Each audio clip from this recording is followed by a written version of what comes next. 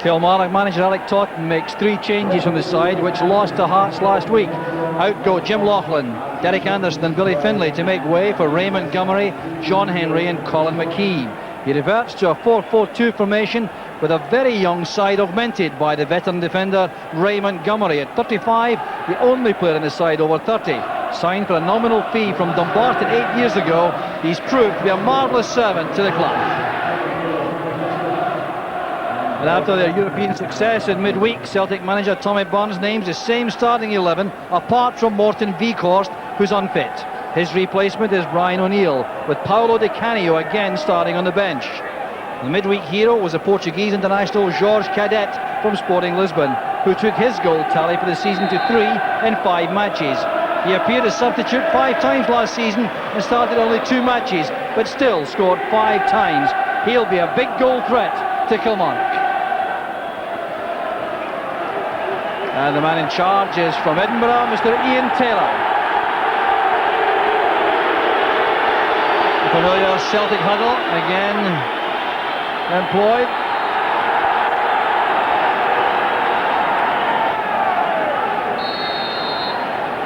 Dreadful overhead conditions, the rain starting to come down very heavily in the last 20 minutes or so. Underfoot, Rugby Park, its usual immaculate surface. Celtic in their new change strip there, the luminous green and black. No handball given against John Henry or against the challenging player Tom Boyd. Here's Brian McLaughlin for Celtic. Head is Cadet. Here's Boyd again. It's intercepted well by McPherson. McKee starting the match on the right hand side for Kilmarnock. He's very quick indeed. Celtic win it back. Here's McNamara with Peter Grant trying a long ball for O'Neill. It was a good pass. Important challenge made by McPherson. That's McLaughlin. Good ball in right across the 6-yard line. And George Cadet looks across to Brian McLaughlin to explain where he would have preferred the ball. Hold up allowed here. The knock taken by Gus McPherson, challenging Brian O'Neill for the high ball. Damaged his shoulder, a collarbone area. Well, you figured on there, Hugh Allen, the Kilmarnock and Scotland physio. Kilmarnock manager like Totten has visited the capital city of Edinburgh twice in league business with a win and a defeat. Very important match here against Celtic. Celtic manager Craig Brown looking on. He has Boyd and McKinlay of Celtic with Jackie McNamara, the new man in the squad, to examine here. Woodward measuring the pass there for McPherson. Got the break of the ball there, I think. That's for McKee. Boyd too, both very quick players. Boyd wins the race.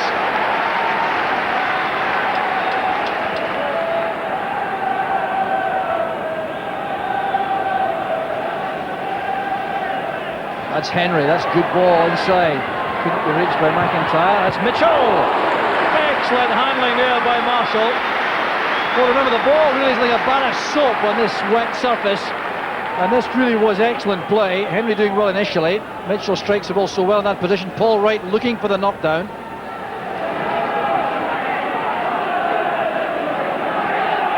McLaughlin did well. This is Tom. Out of reach for Grant.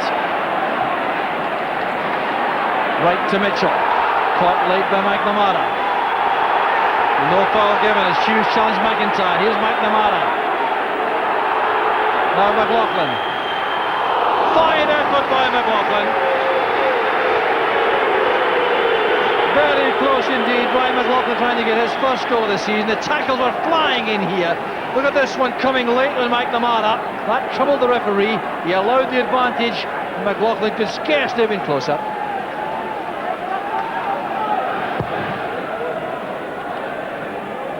Well, the referee, to his credit, is making an allowance for the conditions, I think, when these tackles come in. They're sliding in, skidding all over the place. At the same time, some of the players are getting a little bit overwrought. Persson, the run was made willingly as ever by Henry from midfield. He's turned Boyd well. Henry again. In goes Mitchell, marked well by Tom. Great effort by Riley, through the legs of Marshall. 1-0 Kilmarnock. Well, Gordon Marshall completely beaten by this. Some fine play by Kilmarnock in the build-up. They've been pressing relentlessly whenever they could. The 27th minute of the game as McPherson played this for. Look at the part played by John Henry. This is top-class play by a fine player. The chip to the far post, met well by Tom. The dipping volley there from Riley. Treacherous for the goalkeeper, especially in these conditions. But undoubtedly, an error by the keeper. He will know that all right. But what good play it was by Henry on the right-hand side to engineer the opportunity to play over that cross to the far post. Credit to Tom for being there to head clear, but it was an excellent volley by Riley first time. Well, you wouldn't know from that expression. Alec Todd was delighted.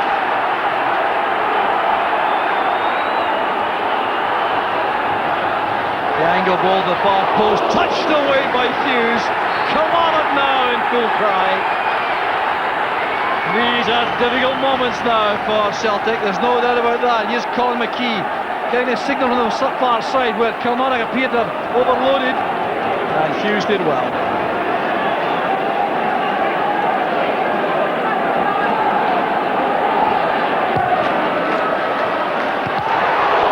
Scrambled away by McKinley, helped out again by Brian O'Neill.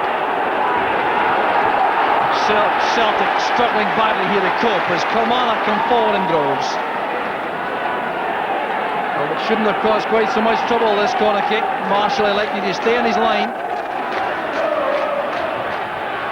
Boyd's pass reaches Tom. McNamara goes in the overlap. Whitworth heading it away.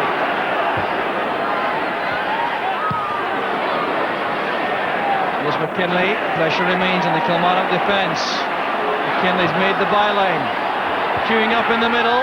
The header down was by Cadet. He leaped very high for that. Did well to direct the header downwards. McKinley's cross. Cadet and that ruck of players doing well.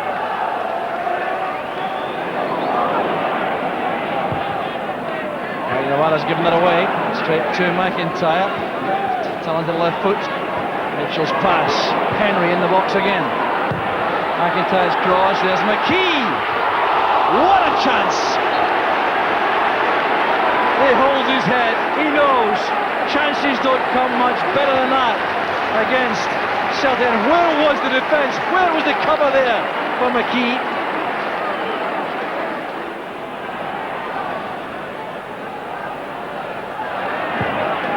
Cover there on the left-hand side, provided by Talon. This is Tom again.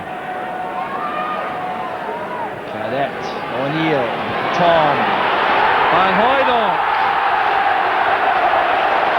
Well, it really hasn't been this afternoon so far. It was a terrific move from Celtic. It deserved much better than that. The passing was excellent. That one was a beautiful ball to Van Hooijdonk. He caught his studs at the turf. Frustration for the Dutchman.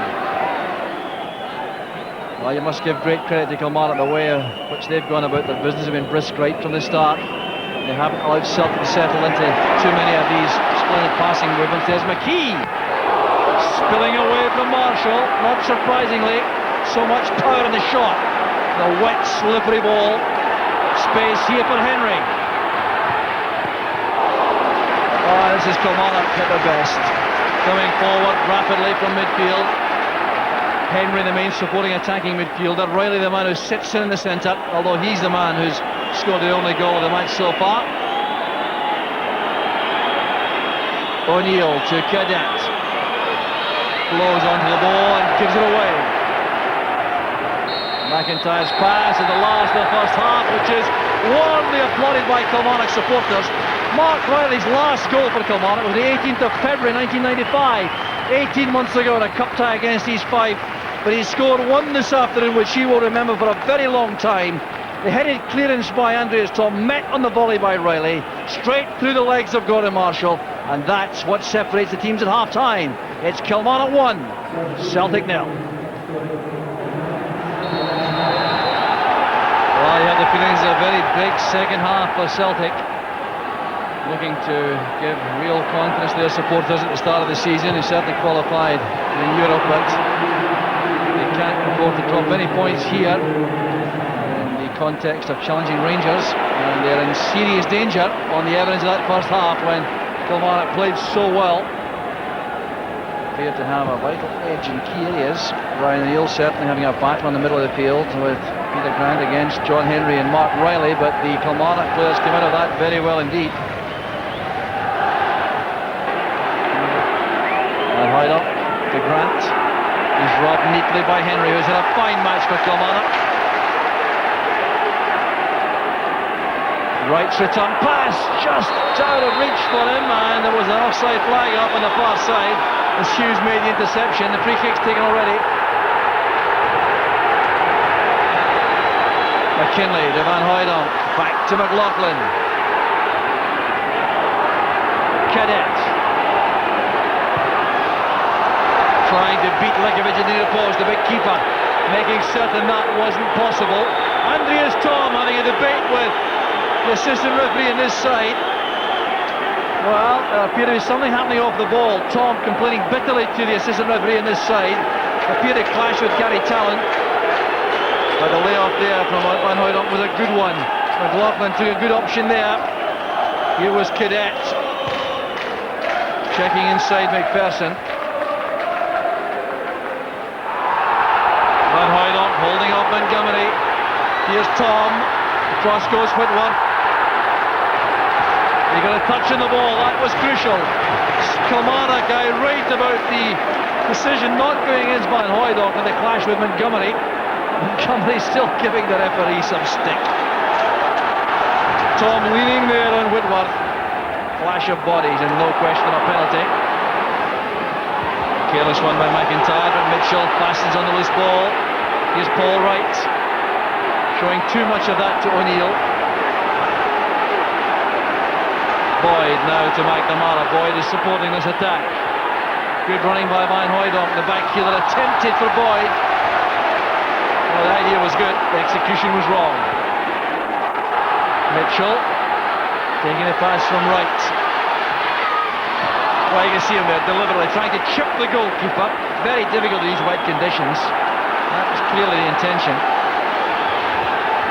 So the match now raging from end to end. Here's Boyd, still well forward for Celtic. O'Neill has McLaughlin to his left-hand side. Struggling there against Henry. Off goes McKee. Running straight into Grant. Now McLaughlin.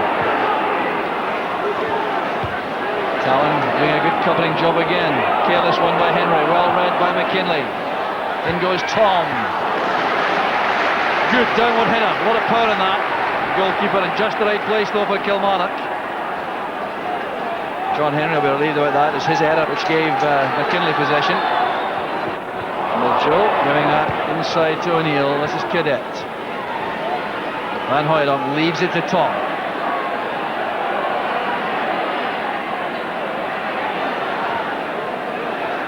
McNamara's angled cross, that's Van Hooydonk at his best. He's so good at that. And Lekovic did so well again. That could so easily have slipped me on him. But Van Hooydonk is expert at this, coming across his marker like that for the glancing header.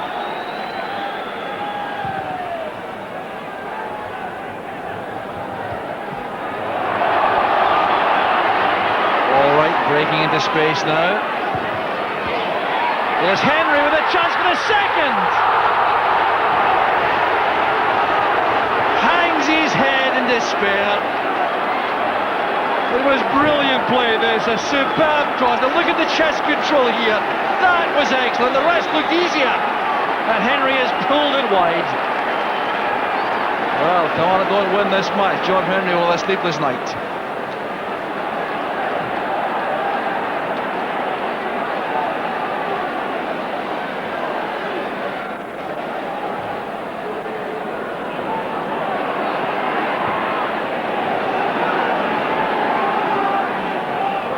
O'Neill.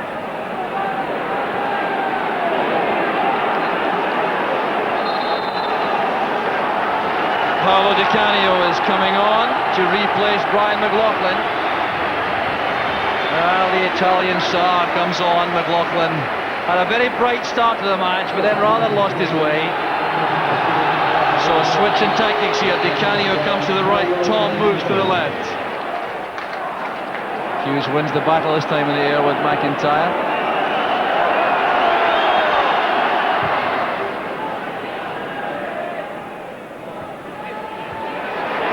Cadet has the brace here, McPherson trying to meet him. That's a great finish by Cadet, but no, it's wide of the target. Well, the chip was just what was required. Van Hooijdonk linking well with him again. His pace is impressive in this position. And Lekovic had no answer to that. So that cancels out the miss by Henry.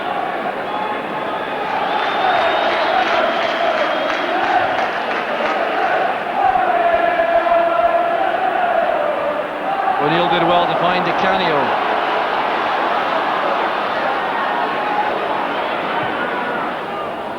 Cadet. Di Canio again. Oh, that's great play by Di Canio. He's equalised. Well, that was brilliant.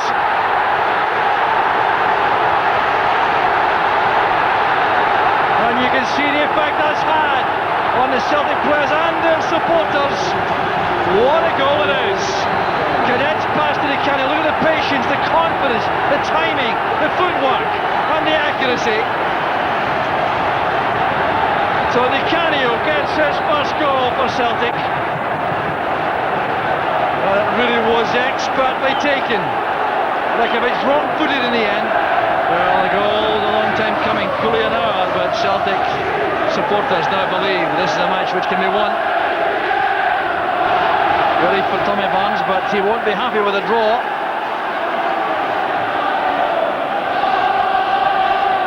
McNamara's back header means a corner kick to Kilmarnock. Gave Marshall no chance at all there.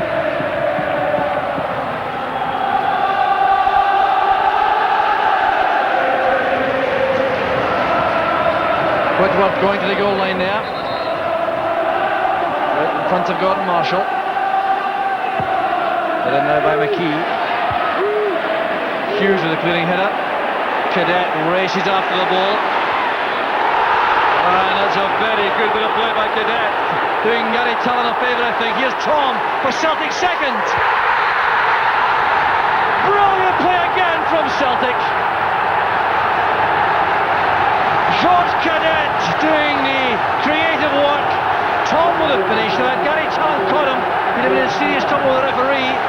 But Cadet rode that tackle, measured the pass for Tom, and there was then no doubt at all about the finish. Well, Celtic now showing their attacking menace in full cry here. Look at Di Canio inside. But the measured pass finds Tom in so much space, and Lekovic was helpless. Van Hooijdonk's layoff. Here's Tallon. He certainly tried to hold Cadet regardless there, but couldn't manage it. The balance of the Portuguese striker was so impressive. Turned away by Boyd safely.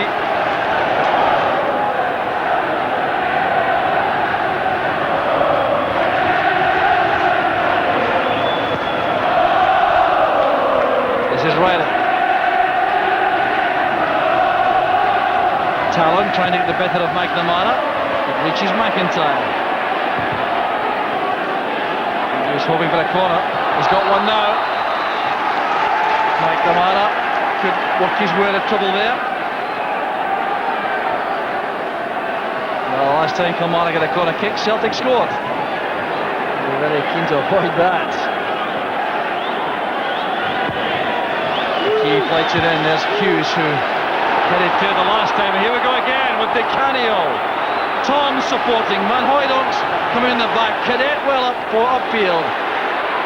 Over to the far side is McKinley. Well, Celtic's counter-attacking is ferocious. Di Canio this time leading the charge. Inside for Tom, this time trying to become a goal maker rather than goal taker. McKinley trying to bring it down, but under pressure from Whitworth shoots over. This time Di Canio breaking.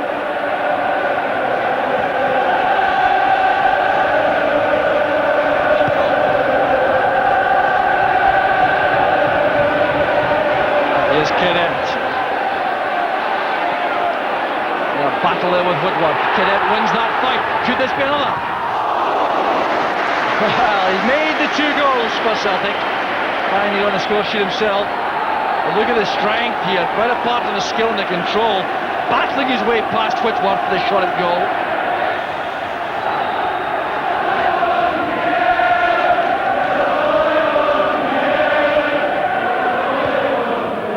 Van Hooydonk under pressure from Montgomery. Finds Di Canio. Good, this guy's move inside. That's Van Hooydonk. He's hit the post.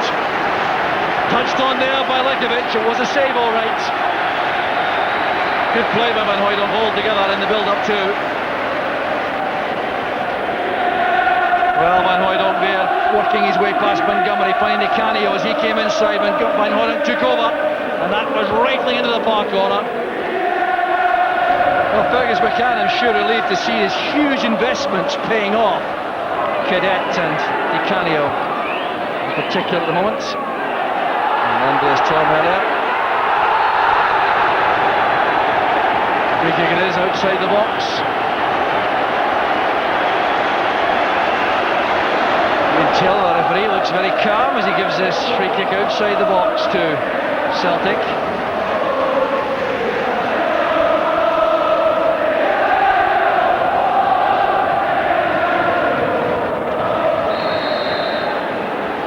McKinley, Van Hooydonk being asked to go into the box. Tom also dropping back to the edge of the area. McKinley will take this. The 10-yard rule scarcely obeyed, surely. Up goes Hughes! Oh, the chance fell initially there to Brian O'Neill. Well, O'Neill should do a bit of that because it was set up by the header from Hughes back into Brian O'Neill, who swiped and missed. And then it was thumped away by Tom. No, I don't get it well again. So too did Whitworth for Kilmarnock.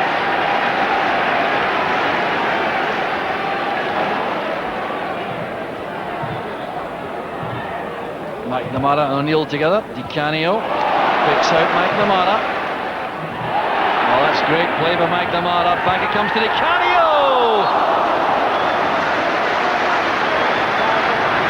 Well, they certainly show their feelings, the Italians.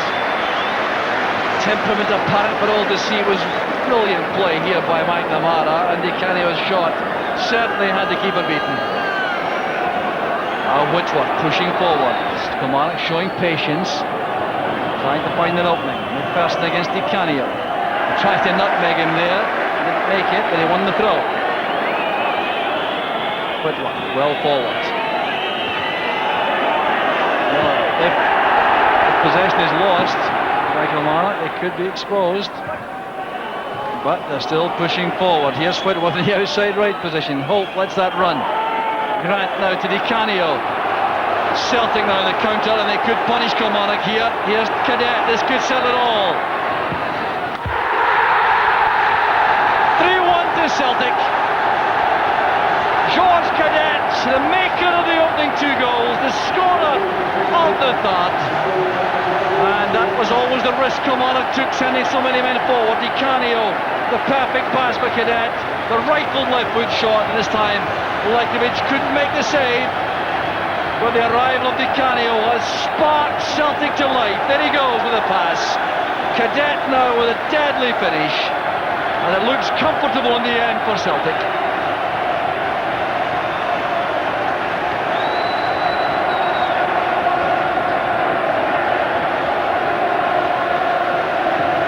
So 3-1 to Celtic. That doesn't really do justice to Kilmarnock for their contribution to what has been a thoroughly entertaining match. Substitution being made by Celtic. They're taking off Pierre Van Hooydonk. Player coming on, I think, is young Mark Anthony. A taste of first team action. Not a very much of that here. Certainly won't have time to work up a sweat. In fact, he hasn't had a touch as the final whistle goes. Celtic running out, impressive winners in the end after a very tough opening hour. And remember, John Henry missed a sitter at 1-0 to Kilmarnock, but then Andreas Tom, Paolo Di Canio and George Cadet took the game by the scruff of the neck. The arrival of Di Canio appeared to make all the difference to Celtic. They've won a match which frequently they might have drawn in the past. Georges Cadet was the maker of the first two for Di Canio and Tom, the scorer of the third, and that's why these Celtic supporters are so delirious. It's been an excellent closing half hour, and Celtic have won the 3 points. Kilmarnock 1, Celtic 3. I thought for now that Kilmarnock were a better side. We took the game to Celtic, we scored the goal, Paul had a chance, a bit unlucky. Same with Colin McKee with a header in the first half, and after the break, Johnny had a tremendous chance, and if he'd have scored then it would have been 2-0 for Kilmarnock, and I feel that was a turning point actually. Celtic, because of their quality, they paid millions of pounds for players, because of their quality they came through in the end, but for an hour Kilmarnock were far the better side and created more chances than Celtic. And they were all over us first half, causing us all sorts of problems. But the attitude changed half time. We got a chance to talk to them. It wasn't a case of ranting and raving at them, basically just putting a few pointers to them. And I think, to be fair, the second half they've raised the tempo dramatically and started playing in a fashion that we expect, and more importantly our supporters expect. Was that the main change, rather than a tactical alteration, just a question of a lift of pace? Well, I think the alteration with Paolo going on certainly helped. I think that gives you somebody in your team that will prepare to take the ball and beat defenders. And we've not got too many players like that in our team. So when you've got somebody like that, you want to make the best of it. And I think he was, without doubt, the biggest difference. He made some remarkable runs and made up chances, scored a great goal, done a lot of very good things. And this is a very difficult place to come at the best of times. So we're delighted about that, because he took the responsibility, and I think a lot of the other players took a lift from him.